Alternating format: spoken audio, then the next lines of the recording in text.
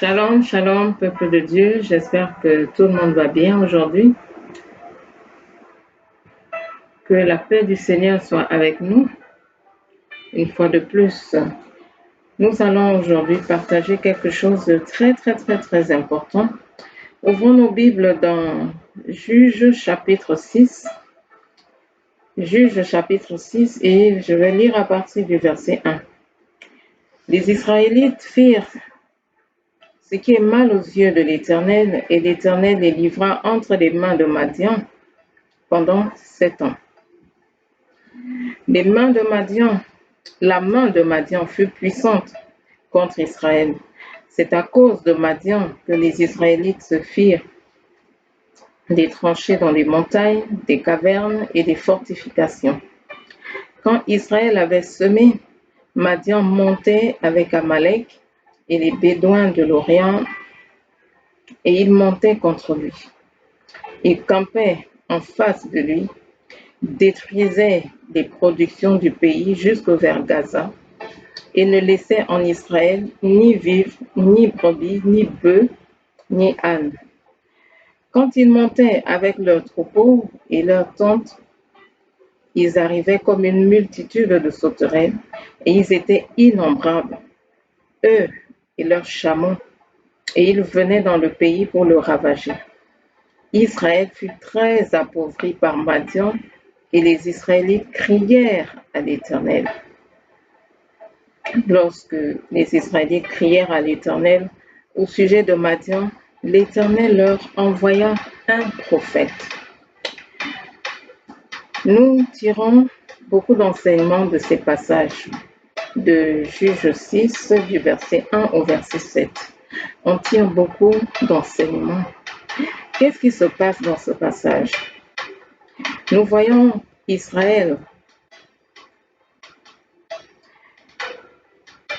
travaillait, Israël semait, mais qu'est-ce qui se produisait après?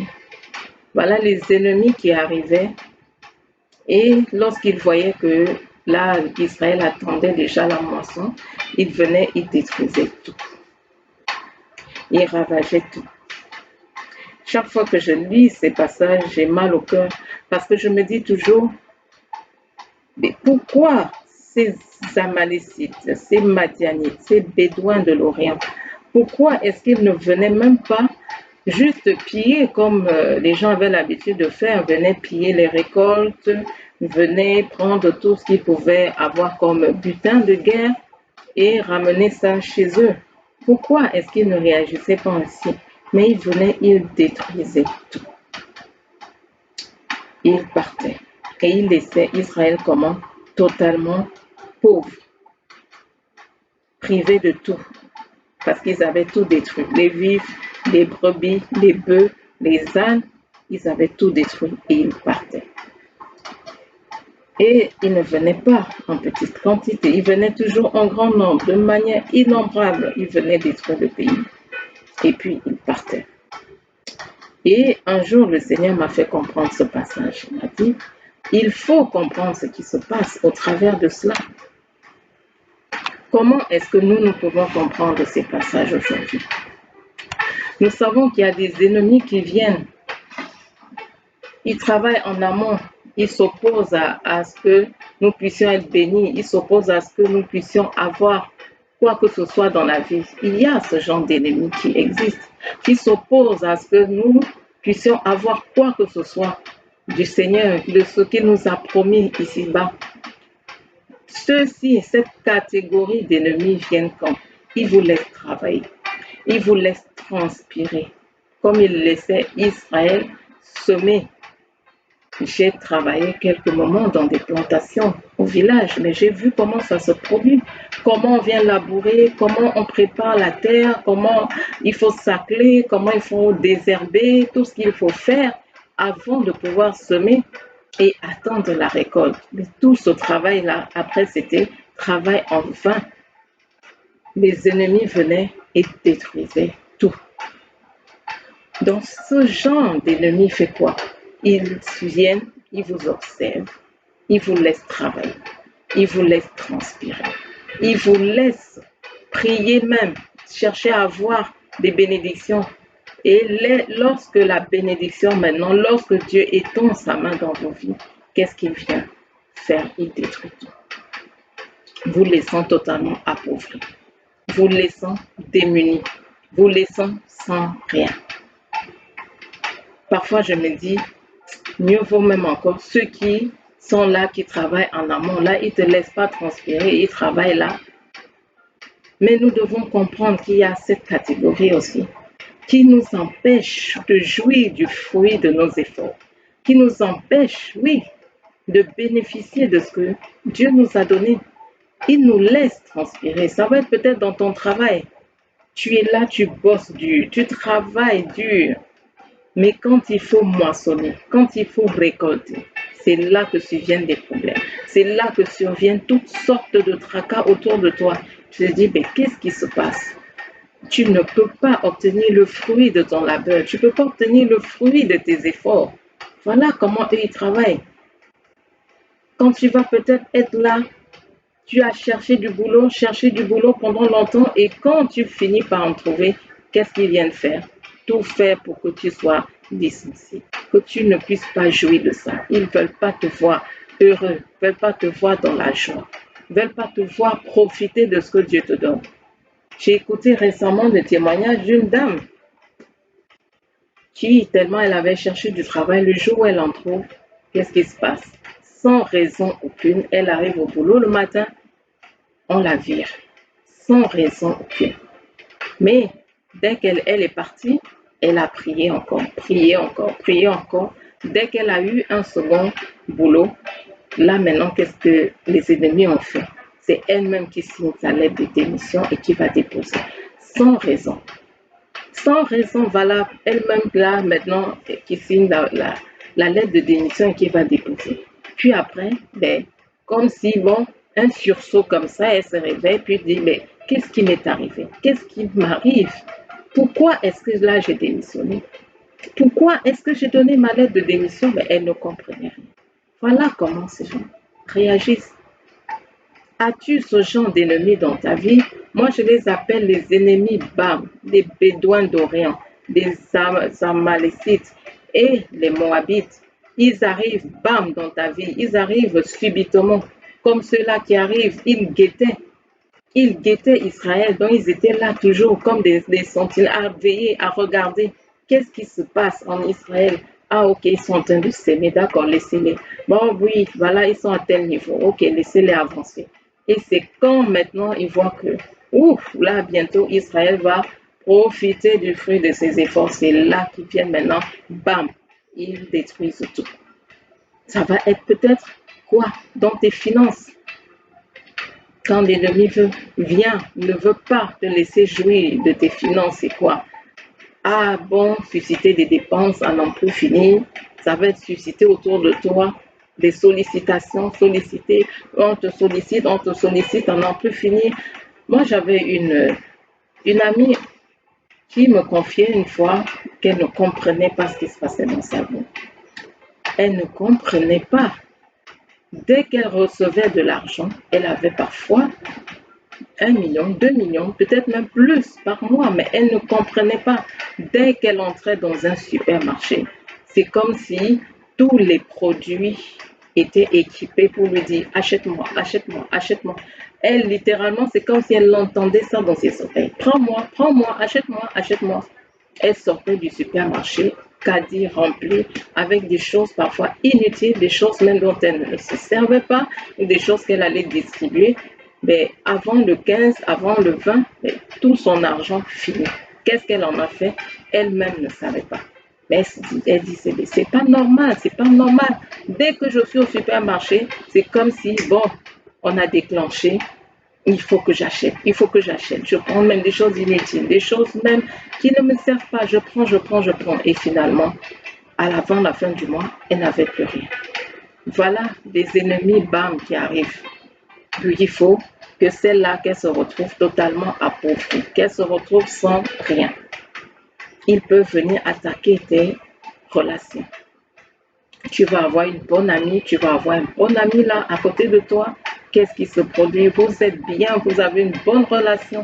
Tu vois que la personne vraiment t'aime, tu vois que la personne te porte dans son cœur. Et du jour au lendemain, la personne commence à avoir toutes sortes de pensées bizarres, et finalement, elle est éloignée de toi. Voilà les ennemis, bam, qui ne veulent pas que tu sois dans la joie, qui ne veulent pas te laisser te réjouir un seul instant. Attention, attention. Tu vas te retrouver là dès que tu investis, dès que tu construis, dès que tu fais quelque chose qui va te profiter un peu. Qu'est-ce qu'il y a? Voilà, ils arrivent, bam. Il ne faut pas que tu puisses jouir du fruit de tes efforts. Attention. Tu vas prier pour le mariage. Ah, je veux me marier. Ah, je veux un époux. Il te laisse, il te regarde, mais il te laisse te marier. Cela ne t'empêche pas d'avoir la bénédiction, non. Mais il te laisse. Et dès que tu as la bénédiction, qu'est-ce qui se passe? C'est là qu'ils arrivent, bam, pour faire quoi? Cette bénédiction-là, tu ne dois pas en jouir. Tu es marié. Oui, le mariage s'est très bien passé. Oui, ils t'ont laissé te marier. Puis après, voilà, ils viennent. Confusion dans la maison, discorde, dispute, toutes sortes de pensées à gauche, à droite, et puis finalement, le divorce, ils ont réussi à casser. Pourquoi? Parce que toi, tu ne dois pas jouir un seul instant là de tes efforts, de tes efforts dans la prière, tes efforts dans le travail, tes efforts dans l'investissement, tes efforts à quelque niveau que ce soit. Faisons attention. Et beaucoup de femmes, justement, qui cherchent le fruit des entrailles sont victimes de ces ennemis. Bam. Beaucoup de femmes. Parfois, ce sont ces ennemis-là qui savent même avant ces femmes qu'elles sont enceintes. Moi, je dis toujours, lorsqu'on prie et qu'on attend la promesse de Dieu, promesse du fruit des entrailles, qu'est-ce qu'il faut faire? Dès que vous voyez que, ah, tiens, là, c'est possible que vous vous mettez déjà dans la prière pour sécuriser ce que Dieu vous a donné. Vous vous mettez déjà dans la prière pour ne pas être surprise. Certaines vont, oh non, vraiment, je ne savais même pas qu'il y avait ça. Elles se réveillent, c'est déjà les saignements. Elles se réveillent, les ennemis, bam, sont déjà passés par là. Parce qu'ils sont venus, ah ben tiens, ah oui, nous voyons qu'il y a quelque chose. Allez, hop, on détruit la bénédiction. Non, même à une seconde, même si le fœtus a une seconde dans votre ventre, il faut déjà commencer. Et n'ayez pas peur. N'ayez pas peur en vous disant, oh non, je ne veux pas prier parce que je ne veux pas être déçu là si après j'ai mes menstrues qui arrivent. Non, n'ayez pas peur. Même si après, il s'avère que ce n'est pas ça. Les menstrues arrivent. Vous recommencez à prier avec foi. Je crois que le mois qui arrive, c'est mon mois. Si ça n'arrive pas, bon, je crois que le mois qui arrive, c'est le mien. Toujours persévérer ainsi dans la foi, dans l'attente. Lorsqu'on prie, il faut attendre. J'ai toujours dit ici, la foi, c'est quoi? La ferme assurance des choses qu'on espère. Dès que tu espères, la démonstration de celles qu'on ne voit pas. Dès que tu espères là, donc à chaque moment, il faut te dire, je pense que c'est là, je pense que c'est là, je pense que c'est là. Et travailler en conséquence. Dans la prière, sécuriser ce que Dieu nous a donné. Que ces ennemis, bam, là, ne viennent pas subitement, parce que là, ils ont vu que cette bénédiction est là. Bon, il faut que nous venions détruire, parce que celle-là ne doit pas jouir. Elle ne doit pas jouir de ça. Non. Donc, ces Ammonites, ces Moabites, ces Bédouins-là, ne voulaient même pas qu'Israël puisse être un peu dans la joie, qu'on puisse avoir à manger, puisse avoir des provisions. Ils viennent, ils détruisent tout. Même pas prendre pour ramener chez eux. Non, tout détruit. Ils ravageaient tout le pays. As-tu ces ennemis, bam, dans ta vie, qui viennent seulement pour tout ravager? Ils viennent pour une destruction totale. Eux, c'est, bon, rien ne doit rester. Rien du tout. Et il faut qu'on détruise tout. Parce que là, c'est là où celui-là, qui ne soit pas dans la joie, qui ne soit pas dans la paix, qui ne soit pas dans l'harmonie, qui ne soit pas dans le bonheur, qui ne jouisse pas de cette bénédiction que Dieu lui a donnée. Dans ce cas, qu'est-ce qu'il faut faire? Qu'est-ce qu'il faut faire lorsqu'on a des ennemis bam dans nos vies?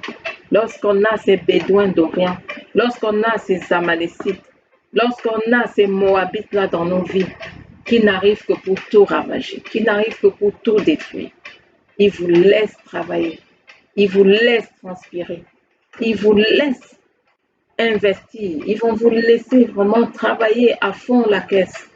Il vous laisse prier, il vous laisse prier, il vous laisse prier. La bénédiction, dès qu'elle est là, qu'est-ce qui se produit? C'est à ce moment qu'il intervient. C'est à ce moment qu'il vient. Parce que la bénédiction est déjà dans vos mains. Parfois, vous n'allez même pas jouir de ça pendant longtemps. Un jour, 2 jours à peine. Bon, ils arrivent et bam, il faut tout détruire. Toujours pour ravager. Destruction totale. Venir ravager. Attention, attention, attention. Je voudrais prier avec quelqu'un aujourd'hui. Si tu penses que tu as ces genres d'ennemis dans ta vie, on ne dit pas que chaque fois qu'on est séparé de nos amis ou chaque fois qu'on a des problèmes après avoir eu la bénédiction, c'est que forcément ça vient d'eux. Ça peut avoir plusieurs sources, oui, mais là, dans ce cas, nous sommes en train de voir aujourd'hui que ce type d'ennemi existe.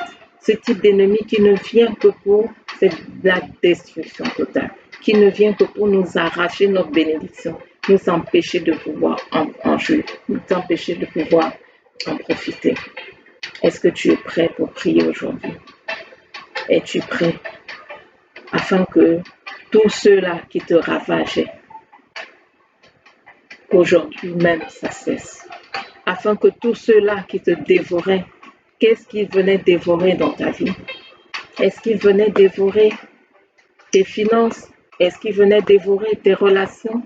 Qu'est-ce qu'ils venaient dévorer dans ta vie? Est-ce qu'ils sont venus dévorer ton mariage? Qu'est-ce qu'ils sont venus dévorer? Est-ce qu'ils sont venus dévorer tes enfants? Qu'est-ce qu'ils sont venus dévorer dans ta vie? On va y mettre un terme aujourd'hui par nos prières. Quand tu regardes dans ce passage de Josué 6, le premier verset nous dit quoi? Les Israélites firent ce qui est mal aux yeux de l'Éternel, et l'Éternel les livra entre les mains de Madian pendant 7 ans. L'Éternel a livré Israël aux mains de ses ennemis pendant 7 ans. Pourquoi? À cause du péché. À cause du péché, nous allons commencer déjà par la repentance. Demander pardon au Seigneur pour nos iniquités, pour nos péchés. Il ne faut pas dire non, je ne vois rien dans ma vie, je ne me reconnais pas dans ça. Il y a parfois des petits renards qui dévorent dans nos vies. L'exemple que je prenais récemment à quelqu'un, c'était quoi? Si tu es là dans ta vie, tu fais des promesses, tu promets quelque chose à quelqu'un et puis tu oublies. C'est un péché ou c'est pas un péché? Devant Dieu, c'est un péché. Tu as fait la promesse, mais tu as oublié. Devant Dieu, c'est un péché. Même si tu l'as oublié.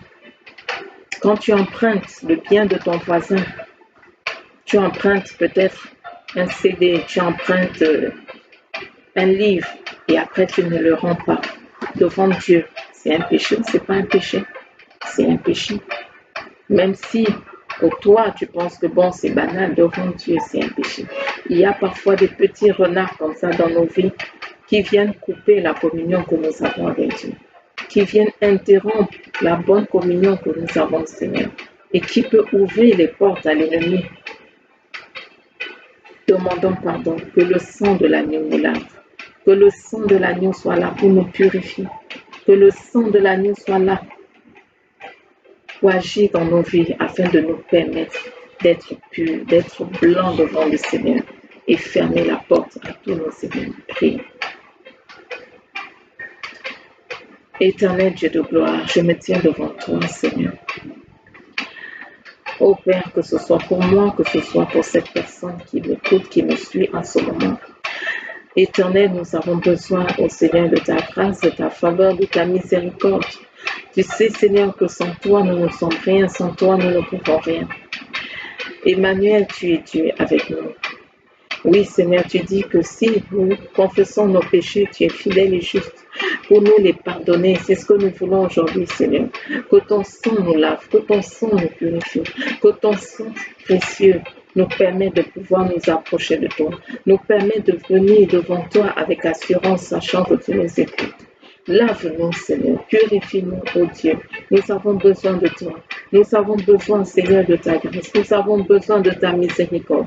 N'oublie pas que tu es un Dieu miséricordieux. N'oublie pas que tu es un Dieu qui ne se lasse pas de pardonner. Tu es un Dieu qui se plaît à nous pardonner, à nous laver de nos iniquités, afin que nous puissions avoir une communion correcte avec toi. Merci pour le sang de l'agneau qui parle en notre faveur. Merci pour le sang de l'agneau, ô Dieu vivant. Merci, Seigneur éternel, ô Dieu vivant. Merci pour ta grâce. Dans notre passage de Juges chapitre 6, il est dit au verset 7, « Lorsque les Israélites crièrent à l'Éternel au sujet de Madian, l'Éternel leur envoya un prophète. » Déjà au verset 6, il est dit, « Israël fut très appauvri par Madian et les Israélites crièrent à l'Éternel. » Qu'est-ce qu'il faut faire lorsque nous sommes dans ce genre de situation? Nous devons crier à l'Éternel. Nous devons crier à l'Éternel comme Israël l'a fait, sachant que le secours nous vient de qui? Le secours nous vient de l'Éternel. Le secours nous vient de l'Éternel. La parole de Dieu nous dit que Dieu écoute le cri du malheureux. Il écoute le cri de celui qui est dans la détresse. Lorsque nous sommes dans la détresse, lorsque nous sommes harcelés, lorsque là nous sommes envahis par des ennemis qui viennent de manière innombrable, qui viennent en surnombre, qui viennent dans nos vies pour dévorer, pour ravager, pour détruire tout ce que Dieu nous a donné, qu'est-ce que nous devons faire? Crier au secours, crier à l'Éternel. Demandons au Seigneur d'intervenir. Crions à lui afin qu'il intervienne dans nos vies, afin qu'il agisse. Lui seul peut nous sortir des situations difficiles, des situations compliquées, des situations que nous ne comprenons pas. Lui seul peut nous sortir de ça. C'est très douloureux d'avoir une bénédiction dans nos mains et de voir que l'ennemi vient nous la ravir. C'est très douloureux.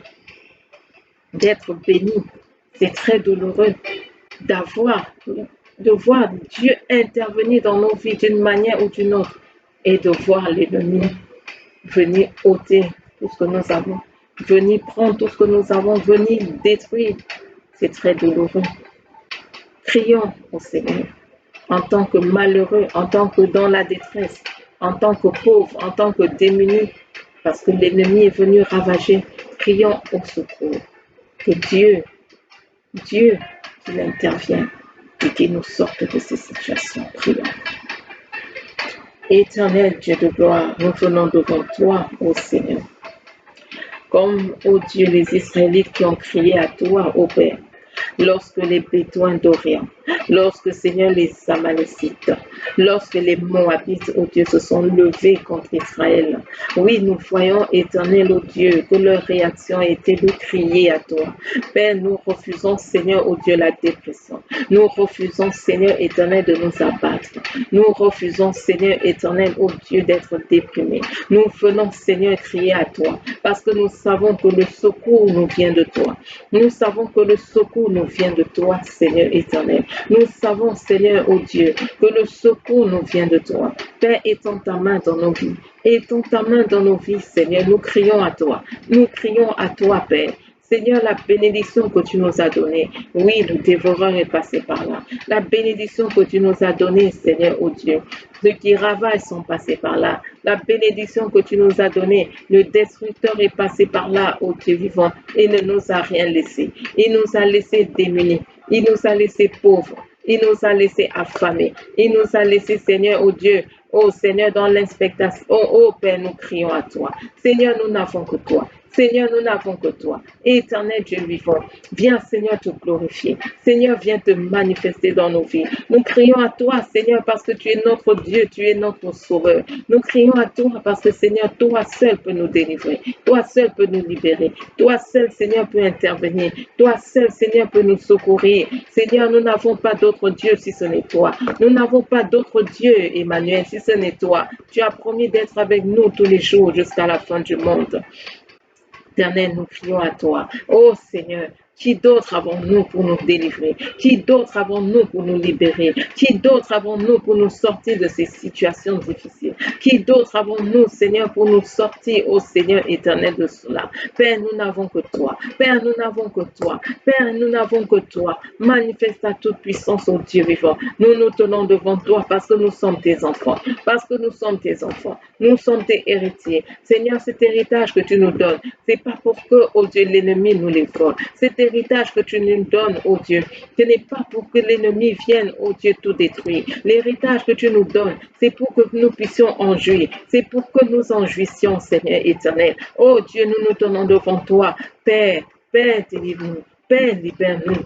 Père, viens à notre secours. Seigneur, viens à notre secours. Tu vois, Seigneur, nos ennemis qui viennent, ô Dieu vivant, en grand nombre contre nous. Tu vois nos ennemis, Seigneur éternel. Ils sont plus nombreux que nous et ils nous font la guerre. Ils sont plus nombreux que nous, Seigneur, et ils ne veulent pas nous voir heureux. Ils sont plus nombreux que nous, Seigneur, et ils ne veulent pas nous voir dans la joie. Mais nous, Seigneur, nous t'avons toi. Nous crions à toi, Père. Oh Seigneur, toi qui as répondu au Dieu vivant, aux Israélites, lorsque, Seigneur, ces Bédouins se sont levés, lorsque ces Amalécites se sont levés, lorsque ces Moabites se sont levés, tu as répondu à Israël. Père, réponds-nous en ce jour. Père, réponds-nous en ce jour. Nous crions à toi, Seigneur.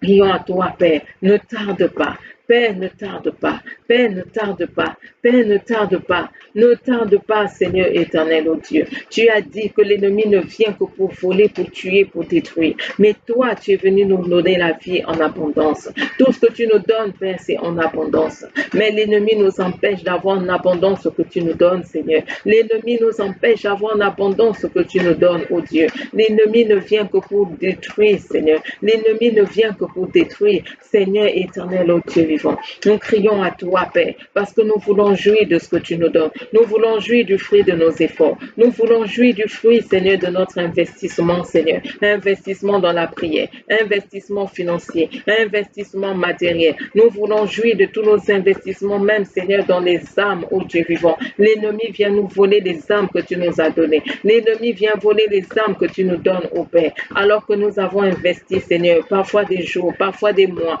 parfois des années dans ces vies. Mais l'ennemi vient nous voler, Seigneur, ô Dieu vivant. Père éternel, ô Dieu, Seigneur, nous voulons, ô Dieu, que tu interviennes. Nous crions à toi, Père, parce que nous n'avons que toi, parce que nous savons que tu es notre secours. Nous savons, Seigneur éternel, ô Dieu, que tu es celui qui nous délivre. Tu es celui qui nous libère. Éternel Dieu vivant, ne tarde pas. Ne tarde pas. Ne reste pas sans rien faire, éternel, car nous n'avons que toi. Nous n'avons que toi, Seigneur, et nous crions à toi. Nous n'avons que toi, éternel. Nous n'avons que toi, Seigneur. Nous n'avons que toi, Seigneur. La parole de Dieu nous dit, je l'ai cité en priant, l'ennemi ne vient que pour voler, pour tuer, pour détruire. Aujourd'hui, on a vu cet ennemi-là qui vient pour détruire, qui vient détruire ce que nous avons comme bénédiction, ce que nous avons reçu. Il vient détruire de telle sorte qu'il n'y ait aucune récupération possible. Nous laisse sans rien, comme on dit. Qu'il n'y ait pas de récupération possible. Il vient tout ravager. Mais nous avons reçu autorité sur les démons. Nous avons reçu autorité sur ces forces des ténèbres. Dieu a dit, je vous donne le pouvoir de marcher sur les serpents et les scorpions et sur toute la puissance de l'ennemi. Donc, quel que soit cet ennemi-là, quel qu'il soit, qui se lève contre toi, Dieu t'a donné la puissance. Dieu t'a donné l'autorité de le chasser. Dieu t'a donné la puissance pour le repousser loin de ta vie. Dieu t'a donné l'autorité. Exerce cette autorité en ce jour. Chasse ce dévoreur. Chasse ce ravageur. Chasse cet esprit. Chasse cette personne qui vient seulement pour tout détruire dans ta vie afin que tu ne puisses plus rien récupérer. Chasse cet esprit. Au nom puissant de Jésus-Christ de Nazareth. Puissance des ténèbres, puissance occulte, vous qui ne venez dans nos vies que pour ravager, pour tuer, pour détruire, vous qui venez dévorer tout ce que Dieu nous donne maintenant, au nom puissant de Jésus-Christ de Nazareth. Je me lève contre vous, parce que Jésus-Christ m'a donné le pouvoir de marcher sur les serpents et les scorpions, et sur toute la puissance de l'ennemi, et rien ne pourra me nuire. Au nom puissant de Jésus-Christ de Nazareth maintenant, puissance de l'enfer, puissance des ténèbres, je vous chasse maintenant loin de mes bénédictions. Je vous chasse loin de mes bénédictions.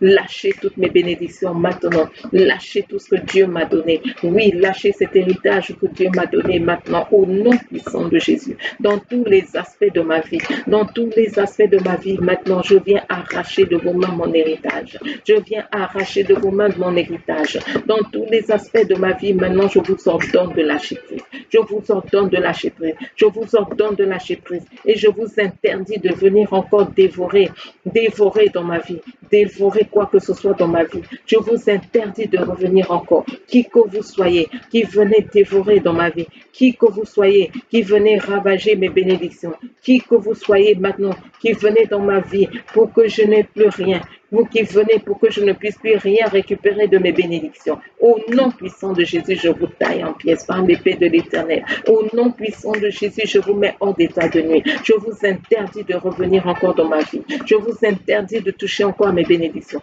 Je vous interdis de revenir encore. Vous qui guettez, vous qui épiez maintenant pour attendre quand je veux déjà moissonner le fruit de mes efforts, quand je veux moissonner le fruit de mes investissements pour venir tout détruire. Je vous interdis d'agir encore dans ma vie à quelque niveau que ce soit. Je vous interdis de vous manifester encore dans quelque aspect de ma vie que ce soit maintenant. Allez-vous-en. Je vous chasse loin de tout ce qui me concerne. Je vous chasse loin de tout ce qui me concerne. Je vous chasse loin de tout ce qui me concerne. Au nom puissant de Jésus. Au nom puissant de Jésus. Et je mets le sang de Jésus entre vous et moi. Je dis que vous n'allez plus avoir accès à ma vie. Vous n'allez plus jamais avoir accès à mes bénédictions. Vous n'allez plus jamais avoir accès maintenant à quoi que ce soit que Dieu me donne. Vous n'allez plus jamais avoir accès à mon héritage. Au nom puissant de Jésus-Christ de Nazareth. Au nom puissant de Jésus-Christ de Nazareth. Au nom puissant de Jésus. Bien-aimés, je disais tout à l'heure que c'est important de sauvegarder ce que Dieu nous donne. Nous qui sommes dans l'informatique, nous voyons comment on peut travailler pendant des jours. Si on ne sauvegarde pas notre travail, tout est travail en vain. Si vous ne sauvegardez pas un travail, vous ne sauvegardez pas une thèse, qu'est-ce qui se passe? Vous revenez, il n'y a plus rien. Nous devons sauvegarder ce que Dieu nous donne. Sauvegardez vos bénédictions. Apprenez à les sauvegarder.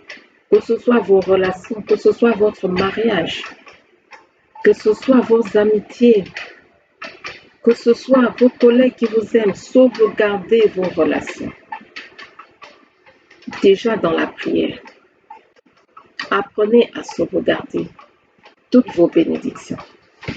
J'ai parlé tout à l'heure de comment sauvegarder le fruit de ses entrailles. Commencez à prier dès la minute où on sait que là, il peut avoir une bonne nouvelle. Commencez déjà à prier pour sauvegarder. Demandez la protection du sang de Jésus, de jour comme de nuit, dans notre sommeil, comme à l'état de veille. Que le sang de Jésus parle, que le sang de Jésus nous garde, que le sang de Jésus nous protège. Sauvegardons notre héritage, sauvegardons nos bénédictions. Prions pour la protection de tout ce que nous avons. Nous oublions ou nous négligeons souvent cela. Nous ne protégeons pas assez ce que Dieu nous donne. Est-ce que tu protèges tes investissements? Est-ce que tu demandes que le sang de Jésus soit là pour protéger tout ce qui est à toi, tes enfants? Est-ce que tu demandes que le sang de Jésus soit là pour protéger, soit là pour veiller sur tes finances?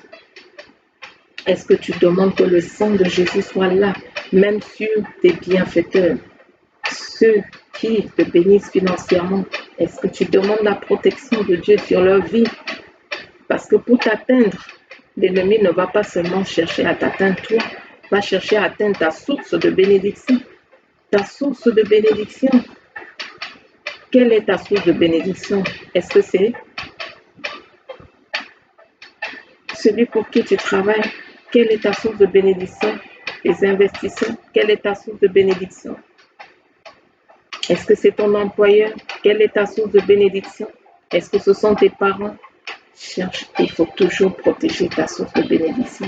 Parce que si l'ennemi touche ta source de bénédiction, toi-même tu te retrouves comment? Tu n'as plus rien. Sauvegardons notre héritage. Sauvegardons nos bénédictions. Nous allons prier que le Seigneur étende sa main pour protéger. Qu'il étende sa main afin que tout ce qui est à nous, tout ce qui nous concerne, tout ce qui nous a donné comme héritage, tout ce qui nous a donné comme bénédiction, que tout cela soit protégé par nous, sauvegardé, gardé, car celui qui habite sous l'abri du Très-Haut repose à l'ombre du Tout-Puissant. Tout notre héritage soit à l'ombre du Tout-Puissant. Père éternel, nous venons, ô Dieu, près de toi, Seigneur, parce que nous voulons, ô Dieu, que tout ce que tu nous as donné, Seigneur, soit sauvegardé.